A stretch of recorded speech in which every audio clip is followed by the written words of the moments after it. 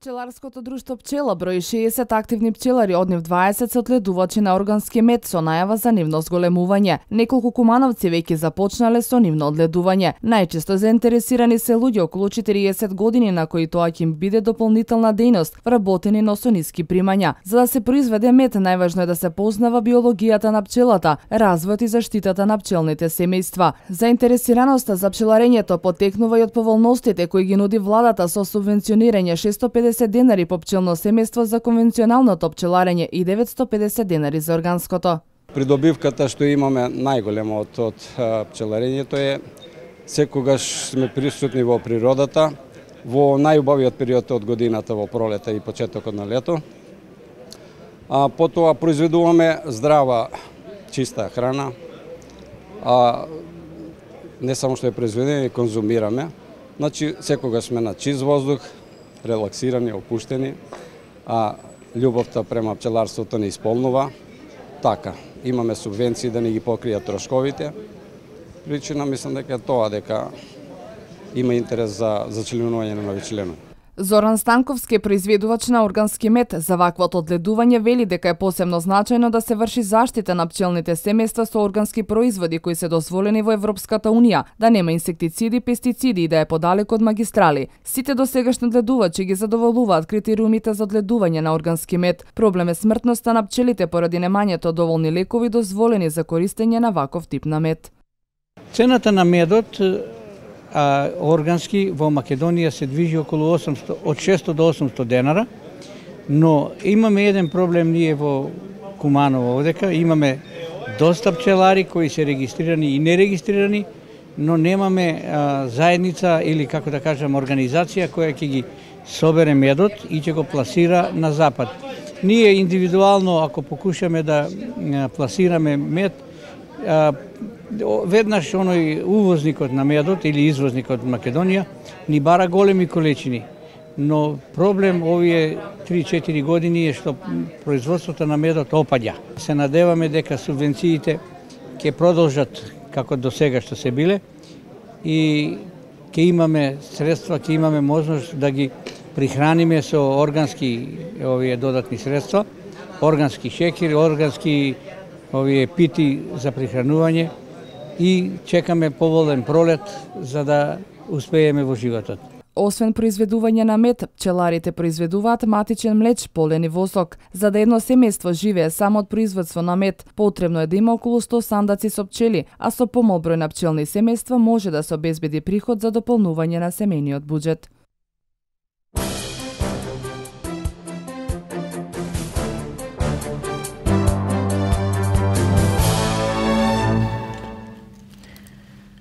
Почитувани гледачи, добро утро уште еднаш за сите вас кои сега се вклучувате на каналот на К3 телевизија. Ова е вториот дел од утринското издание Нов ден.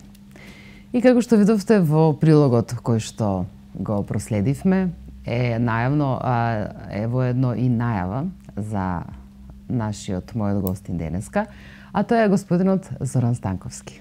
Добро утро. Добро утро. Како сте? Добро утро на гледачите на К3. И многу поздрав до сите од мене да бидат успешни, да пребродат ова зима со помалку да ја пребродиме, ама дури зимата само што ни почна, така да не очекува една зима. Се надеваме нема да биде многу долго и многу студено, нели? Да. Како и пред секоја зима. Темата не е пчеларството. Еве како што видовме од прилогот, вие сте пензионер. Да. Си одгледувате пчели, но што е многу интересно и што е многу важно, произведувате органски мед.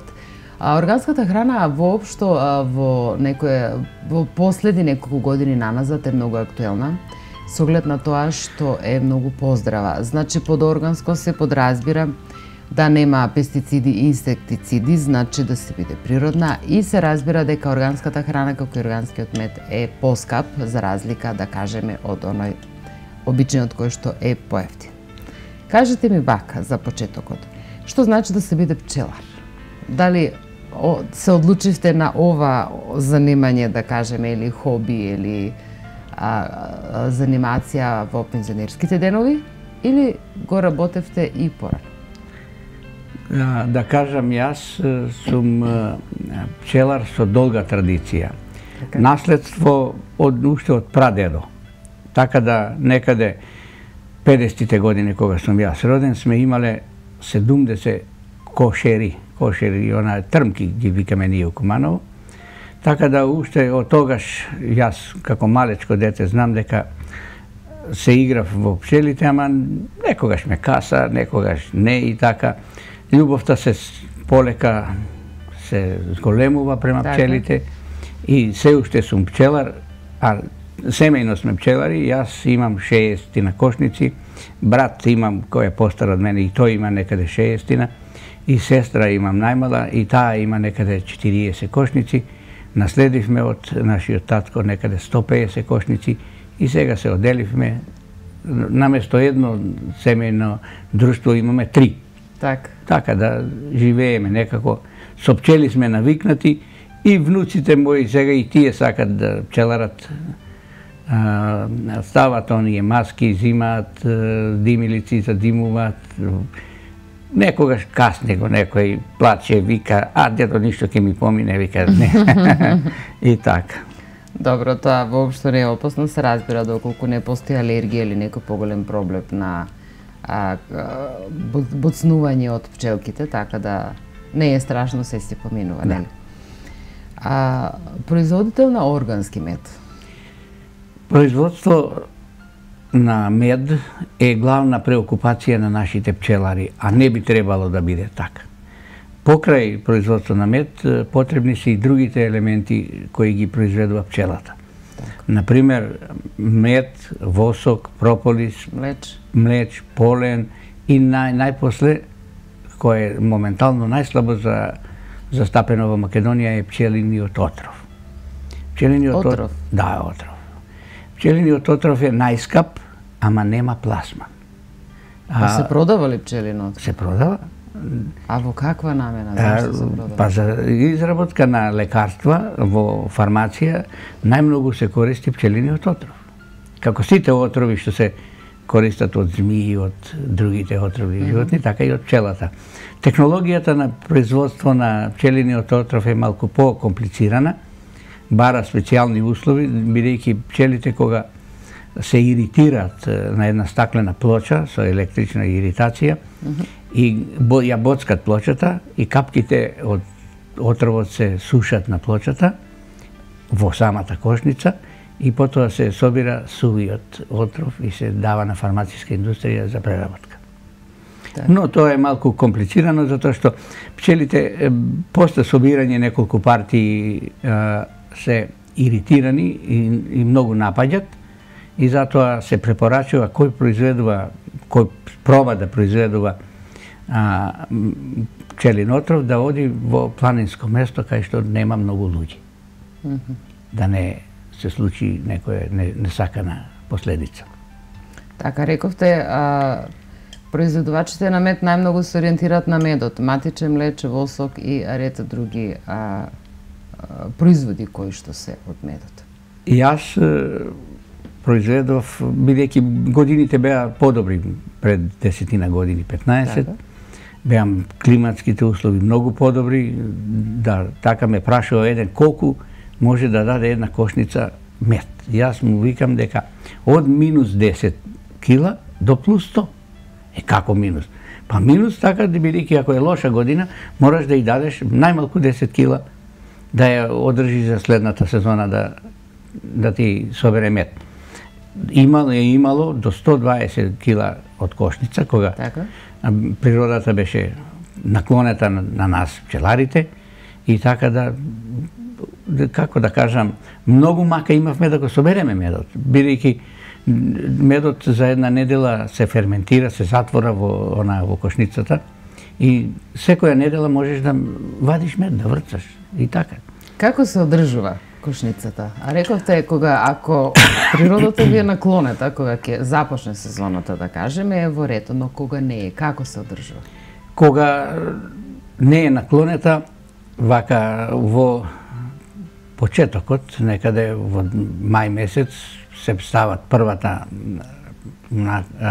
медособирачка, тоа е наставак од 10 или 12 рама, па ќе видиме како до јуни месец ќе се наполни. Ако има принос на мед, ја оставаме уште, а ако нема, веќе во јуни, јули, таму, зависи од температурата, како што беше ова година температура, многу лоша, мора да ја прихрануваме за да обстане семејството. Со што ја прихрануваме? Ја прихрануваме со напити шекерно-медни или медно-шекерни.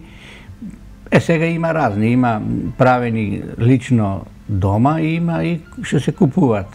Така да имаме и сега и некои органски, кои ги увезувавме од Руманија, па потоа почна една фирма битолска да ги произведува, али се многу поскапи, затоа што... Како изгледаат тие пити? Тоа е пита А4 формат, Добро. значи 210 на 300 мм, Добро. 1 сантим дебела и 1 килограм тешка.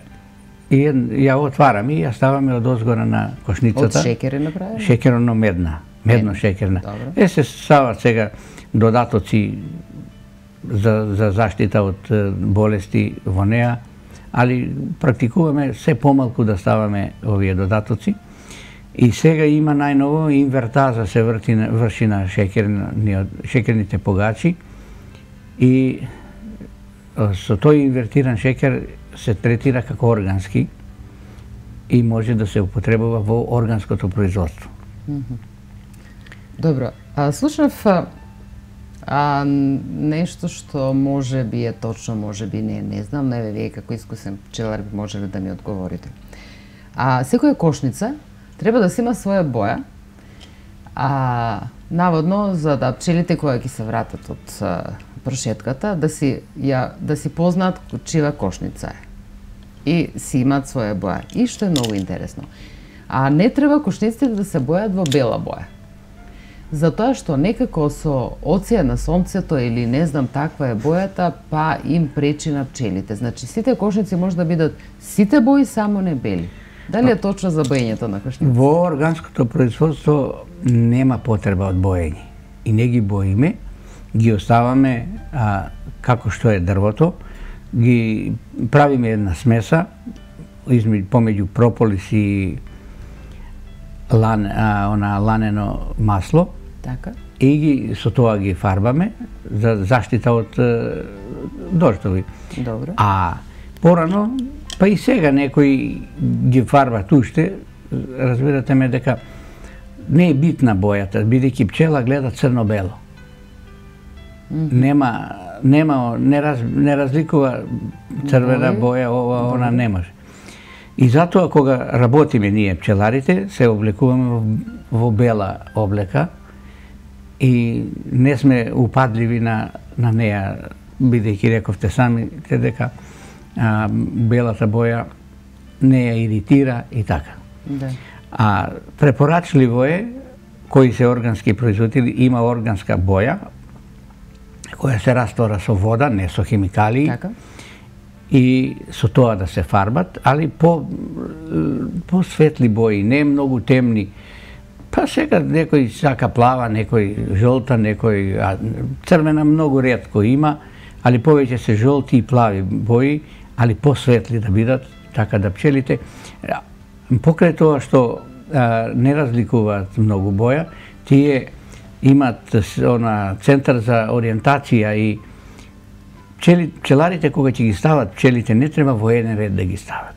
Јас имам лошо искуство, еднаш ставив 50 кошници во еден прав ред.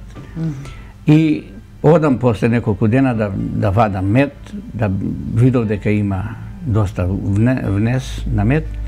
Првите 10 од едната и од другата страна се полни со мед, а на трешните не. Затоа што пчелата кога доаѓа од една или од друга страна, кога е натоварена, таа влегува во било која кошница. Кога пчелата носи, не ја напаѓаат пчелите.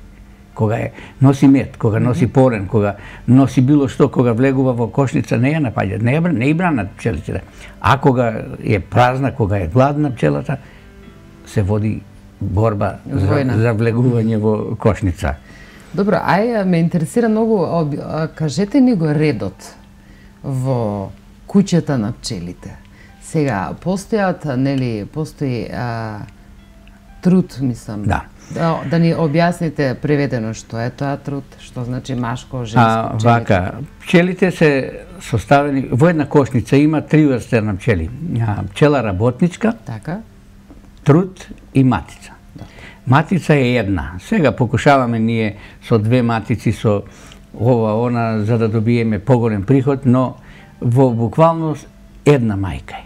Добро. И таа има специјален мирис, кој го викаме феромон, и пчелите околу неа се движат. Трутот служи само за оплодување на матица, после изведување на матица едно 5-6 дена, матицата излегува на свадбен лет, кој се одвива некаде 50 на метра на чист простор. Добро. Со неа излегуваат 100 трутови и од другите комшиски пчелинаци има трутови, така да се води битка. Трутот може само еднаш еден трут може една да ја оплоди, потоа умира така? Трутот, да. Сладка смрт. Па сега смрт ваква, онаква, ма еднаш да... Да, али до сега не е докажано дали пчелата, мислим матицата, оди повеќе пати на свадбен лет. А докажано е дека имат овие германските и руските научници имат направено, снимано со камери, пуштено дека повеќе трутови ја оплодуваат матицата, така да во една кошница можеме да имаме и неколку врсти на пчели. Едни се поцрни, други се пожолти и така, и зависи од кој е трутот, кој е таткото. Вршиме сега селекција на производство на матици кои се доста активни за производство на овој нов потенцијал, мислам, пчелин, и вршиме селекција и на трутови, ама некако потешко оди тоа. Ние не сме до толку достигнати да имаме техника и технологија за одгледување на специјални матици. Колку пати годишно се врши тоа оплодување на... Па тоа реков јас премалку дека не се знае дали еднаш или повеќе пати. Не се знае. А матицата живее 5 години. Обична пчела живее 42 дена, пчела работничка. 42 дена? Да. Само толку обична Само толку, 21 ден и треба да се изведе, и тие се сметат во животот. И само 20 живее? И 21 ден живее.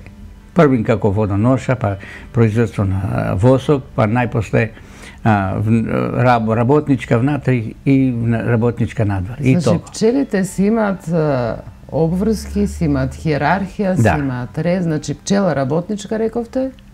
Труд и матица. А како рековте, пчела водоноса? Да, водоноша, први донесува вода, потоа произведува восок, бидејќи восокот се произведува од телото на пчелата. Добро. Тоа се мали, како да ви кажам, шкрилки како на рибата што и се људските, и така и восокот, и тие го таложат и го прават во шестоаголник. Да. И тоа инженери се многу прецизни. Да, точно. А работат во темнина. Точно, значи само 42 дена толку е животот на пчелата. И значи вие постојано ги обновувате кошниците, ги контролирате, или кога умираат тука во кошницата или некаде надвор? За да знаете да имате евиденција. На крај на зима, на зимскиот период, тоа е есенската пчела која живее 6 месеци. Тоа, ајде се веднаш да влеземе во тој мобет. Колку типови на пчели има? Како се подели на пчелите? Пчели има неколку врсти. Наша е Македоника апи, така се вика тука нашата, а има друга мариолска пчела, трета има крањска пчела, па има италијанска пчела, романска пчела, али најчестите во нашиот крај е таа македоника. И сега има испитување и служба во Скопје на земјоделскиот факултет со професор Узунови, уште некоја тамо асистенти негови, системот на пчелата да откријат која е, вршат испитување ДНК, потекло, какво е, има кавказска жолта пчела, која е многу добра, има агресивна некоја, има таа афричка пчела, има пчели кои немаат жалка за боцкање, не касат и така. Тако е светот. Така. Добро, ајде ги продолжиме ние со разговорот, да се одмориме малку со музика. Повера.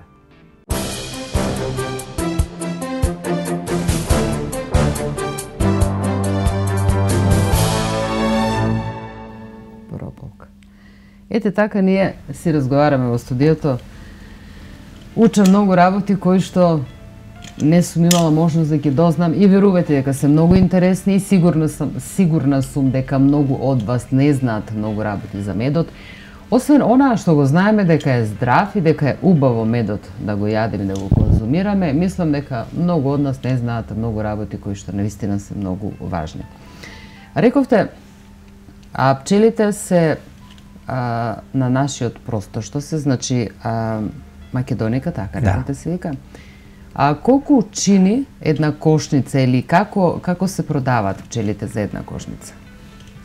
Во пролетен турнус се продават вака отприлике 6 евра еден рам со пчели. Значи 6 рама 2000 денара. А колку рамови оди во една кошница? Во една кошница оди од 3 рама до 30-50, колку сакаш.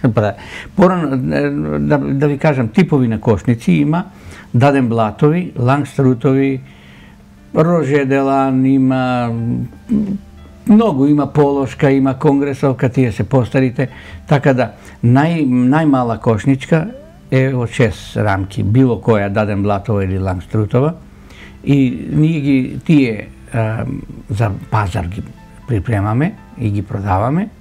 Секој пчелар има или даден блатова или 6 рамки, значи околу 2000 денара е тоа. И сега да ви кажам дека нормална кошница, еве јас во воведниот дел видовте каде имам најдено пчела која е 6 месеци била на дрво, има 9 рамки. Така да и во кошерите, оние трмките наши, 9 до 10 рамки има. Така. А сега да дам блатовите, порано нормална, стандардна ширина нивна е 12 рамки, но ние ги скратуваме на 10 рамки, бидејќи побрзо се развива, побрзо го полни медното сандуче и повеќе мед имаме. Така, а дали можете, например, да направите една споредба во кошниците, да ги споредиме со возилата, например, со марките, да кажеме која марка е Мерцедес, а која е Југо? Да имаме една слика, бидејќи навистина не можеме да, кога не сме во таа работа, некако немаме слика, не знаеме што е најголемо. Секој пчелар кој е почетник треба да почне од мала кошница, значи од овие нуклеуси што ги викаме, 6 рамкови, за да ја постепено развива, да се научи да става рамки нови, да ја гаи пчелата. Значи таа кошница е Југо, така? Да, тоа е Југо е почеток, а најпосле лангструтовата кошница, која е троделна, треба да направи 3 дела. 3 дела, 240 на 500 ширина, висина 240, 500 на 420, мислам така нешто. Добро. И на 3 дела иде. Тоа се најголеми? Најголеми. И сега кога ќе почне да става оние додатоци за мед, да надградува, иде до 5. И тоа е веќе Мерцедес. Да, готово. Тоа е врвот. Е така. Добро, ајде, сакам да ве прашам нешто друго, да во врска со вашето организирање. Постои ли здружение? Постои ли некаков тип на организација, некаков тип на со станоци.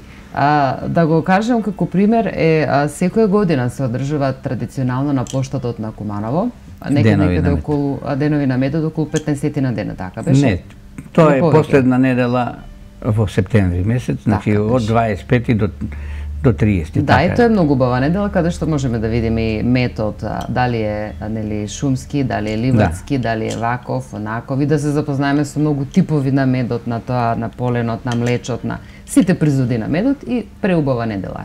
И сега, кој го организира тоа? Постои ли здружение? Во нашиот град постои здружение на пчелари, пчеларско здружение Пчела, кое е формирано прв пат некаде 45-6 година, па е направено пауза, не знам до која година, до дека 71 година од минатиот век е обновено. Така.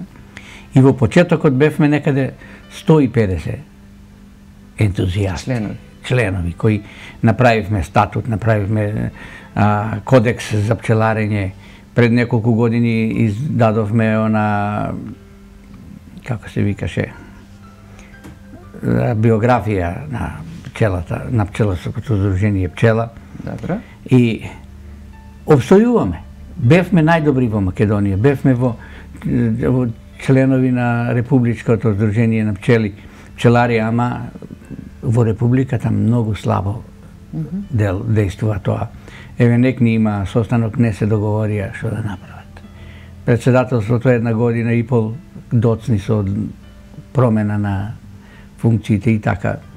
Кој како дојде во, мислам, во Републичкиот сојуз, сака да учари нешто и го интересно е, да, повелете. Нашето здружение е многу добро, доста сме вака, како да кажам, сплотени, работиме заедно. Еве од денеска почнуваме со едукативна настава, држиме предавања во клубот на бранителите или резервните старешини на испод ова Стопанска банка на Браќа Рибар, улица, секоја среда во 18 часот. Тоа е пензионерски дом, како? Не, тоа е официрски дом. Официрски дом, така нешто.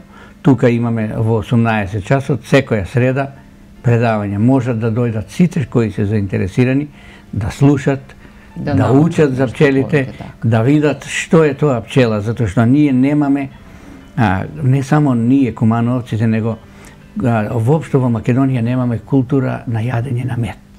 Точно. А медот, просечно да ви кажам, купи некој кило мед и го стави во фрижидер или во креденец само, и тука си остане. Додека не се шекердиста, што викаме ние, ама поентата е во тоа што кристализираниот шекер е прав шекер. Значи, вистински мед, да кажем, по тоа се препознава. Плагијатот, кој го има многу на пазар, и низ цела Македонија, е шекер варен.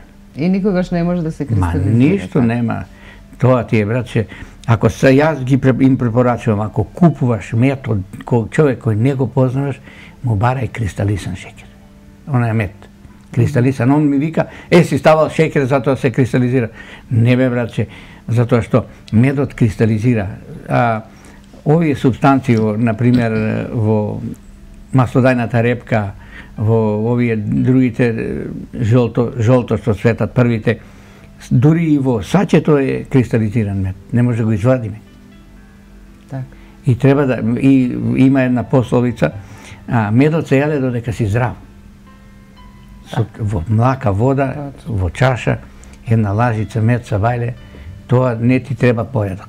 Тоа е здраво. Здрава храна, чиста и така. Така. А рековте пред малку, што е тоа прополка? Прополка е еден убав производ. Убав производ кој 20% прополис. Прополис е, како да кажам, старите луѓе го знаат како балсам. Добро. Тоа е лепило, лепак, со кој пчелата се штити од овие несакани гости. Ако влезе некој штршлен или пчелите го убиват и го прополизират. Се случувало дури и глушец ако влезе, го затворат со Го балсамират и го затворат со прополис. Прополис е производ од смола, од дрва, Така. и е многу добро. Тој е еден најдобар антибиотик, ама не е лек. Антибиотик. Само заштитник, Заштитник. да кажем. Да. Превентивно се употреба. Сега да кажам нешто, моите внучиња прополис го користат секогаш. Само дојдат кај мене, дедо, дај ми капки. И во пумпица се става директно во уста. Да, горчлив вкус има многу, има, но... сега вака да ви кажам, има многу терапии со прополис. Први да кажеме што е прополка, а Прополка потоа за е терапијата. ракија која е со доста голем проценат на прополис и е многу пријатна. Што се става Во обична ракија, која е појака од околу 50 степени градуси нека биде, се става прополис. Сега се става и во грудки и растворен. Добро. И се добива една убава ракија која не се препорачува многу да се пие. Ни една ракија не се препорачува многу. Секоја ракија си има мерка. Ако ви капне една капка на било која облека, ќе ви остане жолта дамка. Така. Затоа што тоа е прополисот. Да. И служи за дезинфекција на внатрешните органи на први да кажем од респираторниот тракт до абдоминалниот комплетно. Служи за лекување на улкус, на чир, на стомакот, било каде да е. И за сите внатрешни заболувања има терапија по 10, по 5 капки, али треба да се испита да не е алергичен човекот. Затоа што алергенсите се многу опасни. Јас имам лош случај, им дадов прополка и кога го испи една голтка и он букна во лицето одма. Вика, готово ќе умрем, немаш да умреш, викам, немај гале. Добро, тоа алергиите се во сите области, во сите можни, дали е храна, дали е пијалок, јадење, леп, значи секогаш прв пат може да биде, без разлика дали сме го конзумирале пред тоа или не сме. Ајде рековме да видиме, сега спомнавте разни рецепти што знаете. Со што се лекува, како се лекува, кое со што ќе се измеша, природни некои лекови. Чисто онака народски да ни кажете кое со што да се употребува и кое што доста барано е млечот. Млечот е еликсир на живот. Кој јаде млеч, живее повеќе, живее поздраво и така. Млечот се става, например, 10 грама млеч на кило мед, тоа се измикса добро. Сега некој бара и поленов прав. Поленов прав се препорачува на секој постар од 55 години за лекување на простата. И треба да го конзумират мажите. Млечот се дава на дечиња од 2 грама до 5 грама, али не на помали од 2 години. Дори некаде се препорачува и медот да не им се дава на помали дечиња од 2 години. Ама што знам ја, кога плаче детето, ја брцнеме цуцлата во медот и му дадеме и оно се престане да плаче. Да, убаво му дело. Не се лути детето. Така, да. А млечот се користи 2 пати дневно, значи 1,5 час пред јадење, пред поедок и пред ручек. Ако метаболизмот на организмот му е послаб, ако му дадеш 3 пати може цела ноќ да не спие. Така ли? Да, бидејќи млечот е енергетска храна. 1 грам млече е некаде 4 килограма телешко месо да изидеш. 1 грам? Да. И кога барат, дојде кај мене некој, вика, да ми дадеш млеч. Не смем да ти дадам, викам. Зошто? Па затоа што ти ќе пробаш еднаш, ќе видиш дека ти е подобро и ќе земеш, ќе го изедеш целото. А оно е во едно ампула од инекции 10 грама. И после ќе ти се случи нешто, кој е крив, тој ќе ти го дадал. Не може. Јас ќе ти го дадам во мед. Сите препарати што се прават на база на мед, дали за бронхитис, дали за лекување на стомачни заболувања, се прават со кристализан мед. Течниот мед ги исфрла супстанците на површина. Не се задржуваат, немат ефект. Не се мешат, а во кристалниот мед се мешат. И затоа препорачувам секаков мед кој што купува од кого да бара кристалисан мед. Сега, ако сакат децата да не сакат да му го јадат, во топла вода го загрееш и декристализација се врши брзо. А знаеме дека и прополисот се продава во аптеките. Да. А дали соработувате со аптеките? Дали вие имате, дали сте вие производител на млечна? Рековте дека не продавате посебно млечна, прополис, на восок, на се она што се производи на продукти кои се медот. Покрај медот имам, ги продавам. Например, прополисот го продавам со алкохол домашен. Добре. Тоа е екстракт, вински екстракт или од 70 степени. Значи прво ток ракија, затоа што на алкохолот медицинскиот пишува за надворешна употреба, а не за внатрешна. Добро. Затоа што тие метил алкохоли и ова и она можеби има у тој алкохол, не го знаеш кој производител, што го е произвел. А ова се знае дека е домашна ракија, го ставиш, ставаме 1 литро ракија и некаде 300-400 грама прополис во гручиња или столчен, една недела го вртиме, го мешаме така ова, после го цедиме и го пласираме на нашиот пазар. Вика, како на нашиот пазар? На нашиот пазар е на врата. Дојде комшија, не треба. Така е, сепак и тоа е. Јас напомнав во претходната емисија, она репортажа што одеше, дека немаме здружение кое ќе откупува. Во Македонија има 2 фирми што откупуваат прополис, а ми го пласират во Италија. Јас ова година имам продадено некаде 20 кила, па и повеќе прополис. Одам кај колегите и викам, имаш ли прополис? Имам. Ќе ми го дадеш? Ќе ти го дадам. Колку е цената? Цената е 2000 денара, викам, кило. Ефтино е, не, уште поевтино е, викам, бидејќи ќе ти го пратам на трансакциона сметка, мораш да платиш ДДВ, она данок на добивка. Тоа е тоа кај нас што... Да. Значи треба да сте регистрирани и треба да си оформите здружение или фирма за да имате право на пласман на производите. Мислам, во вовет рековте дека органското пчеларење е нешто најнов тренд. Пчеларите знаеле уште порано што е органско пчеларење.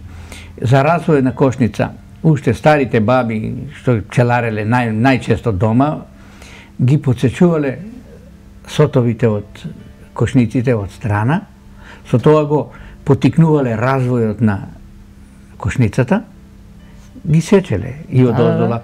Тоа најчесто го правеле на Благовец, на 6 април. И со тоа подсечување се дава стимуланс на пчелата да извлекува нови рамови, да прави нови саќе и да произведува нови матици. Не реков, ако доаѓа до природно роење, мајката бега од куќата, ги остава децата сами. Зашто? Затоа што они ќе се снајдат сами, а ако излезе нова матица, не знае кај да оди, не знае што да работи. А каде оди таа матица? Матицата оди, во прилогот видовте дека на јаболко беше фатено и 6 месеци градела куќа своја пчелата. Јас ја најдов случајно. Тие кошници што имаме гледано природни во дрвјашта се, тоа е? Тоа. Не, ништо, само сотови беа висеа на гранка, на јаболка. Најпрво, најстаро, како да кажам, средство за фаќање на роеви е било кумановски кажано, се вика бртва. Тоа е ископано во карпа, некаде 300 мм, едно 150 15 сантима длабока, се затвори со капак или со камен и пчелата дојде тука, се сели и 9 рамки прави, не прави повеќе. Реков дека 9 рамки прави. И сега пчеларите почнуваат да прават по 9 рамкови Зашто најбрзо ги така. И кога реков дека пчеларите порано, кога не се пчелареле во овие најнови сандуци, сега има и оплодњаци, и ова и она, се има, техниката е унапредена. Кога го подсечувале саќето, стимулирале за развој на пчелата. И ние го применуваме и сега и ние тој систем. Земеме една рамка, ја пресечеме на половина и во неја ја земеме матицата од кошницата и во неја произведеме многу матици. Многу. И така експанзија на пчеларското производство е во тек. Оди понатаму, добро. Освен што е производството, освен што е задоволството, да кажеме, во придобивките, како производител на мед, освен што сте во природа, што кога ќе дојде пролета, како и што рековте од прилогот, нели, кога ќе дојде пролета, веќе сте во природа, и значи тоа е една од многу важните придобивки као производител на мед. Сега, кои се другите придобивки како производител што ги имате? Ме интересира дали имате финансиски плюс во семејството, домашниот буџет, дали се чувствува од како да кажам, медот кога има голема количина го продаваме на овие, има неколку фирми во Македонија што откупуваат мед која е многу мала цена. Некаде околу 4 евра е 1 кило. А на вака на ситна мало е до 6 евра. Добро. 1 кило. А кога имаш малку мед, добиваш пари за трошок. Дојде човек, купи кило мед, ти излезеш, купиш ти ова, купиш она и не видиш ништо. Мала количина. Мала количина. Еден колега мој вика, еве јас продадов мед и купив југо. Ама имаше големо, како да кажам, големо производство. Има 100 кошници, на големо работи и отиде со една приколица од негде 5-6 тона. Го однел медот во Скопје, го продал и се вратил со југо назад. Куманово. Сакав да кажам нешто за органското пчеларење. Јас органско пчеларење применувам во нашиот Козјечки крај, во село Арбанашко, село Дејловце, таму имам кошници. Тоа е еден од најчистите крајеви. И во Суворах имам и таму пчели. Сега се проширив и на Липковскиот крај, и таму имам 20 на кошници, за да видам која флора е најдобра за... Кој предел ви одговара? Кој предел? Одговараат сите, ама видите, например во село Арбанашко има пролетен мед и шумски мед, црниот мед. Црниот мед се препорачува за диабетичари, бидејќи нема многу шеќери, бидејќи е тоа медлика. Тоа е слузница која го испарува, како да кажам, дабот на листовите. Кога е голема температура надвор, заштита за испарување на водата од листовите, бидејќи водата испарува од листот на даб, преку листот, самото дрво си прави заштита. За да не му испарува водата, а пчелите го собират тоа и ни го пласираат на нас, кој е 3 пати поквалитетен за човечка исхрана, ама е смрт за пчелите. Ако го оставиш да презими на ова црниот мед, сигурно умира на пролет. Колку пчеличките се паметни и колку се вредни, навистина. Треба и да учиме од нив за организација. Значи, забрането е секаква употреба на хербициди, инсектициди, антибиотици во органското, пестициди, па дури има и специјално во Куманово нема, во Пробиштип имаме производство на восок, даваме наш восок и ни го човекот врши варење тоа, преработува за да биде органски, имаме сертификати. Сега малку е скапо на сертифицирањето и на медот и на било што, за да направиш анализа на 1 килограм мед е 100 евра. А јас имам 3 врсти на мед, 300 евра. Да. Тоа се веќе трошкови. Сега со субвенциите ги поклопуваме тие трошкови, така да сме тука некаде на нула. Она што излезе плюс можеме да го ставиме да го инкасираме во касата. Па и би требало да излезе нешто плюс, нели? Господин Останковски, јас ви благодарам на учеството. Ви пожелувам плодна година наредна, да кажеме, кога веќе ви почнува сезоната, да кажеме. Од друга страна, рековте дека сте прославиле 40 години брак со вашата сопруга. Тоа е за пофалба и би сакала да ви честитаме на вас и на вашата сопруга, да бидете живи, здрави, да си доживеете и златна свадба, што би рекле, затоа што сте близко до таа златна свадба. Малку многу уште 10 години се, нели? До златната свадба. За пчеларите не е ништо тоа. За пчеларите тоа не е ништо. Ви имате органски мед, значи здраво, нешто здраво во вашата кујна. Така да ви благодарам што не гостувавте, се надевам ќе се видиме повторно. Благодарам и јас што ме поканивте и во секое време ви стојам на располагање, не само јас, него сите пчелари. Која тема сакате, може да ви излеземе во престрат. Ви благодариме однапред. Почитувани гледачи, тоа беше вториот дел од утринското издание Нов ден. Ви благодарам доколку останавте со нас до крајот, а се гледаме повторно утре во исто време. Имајте убав и пријатен ден.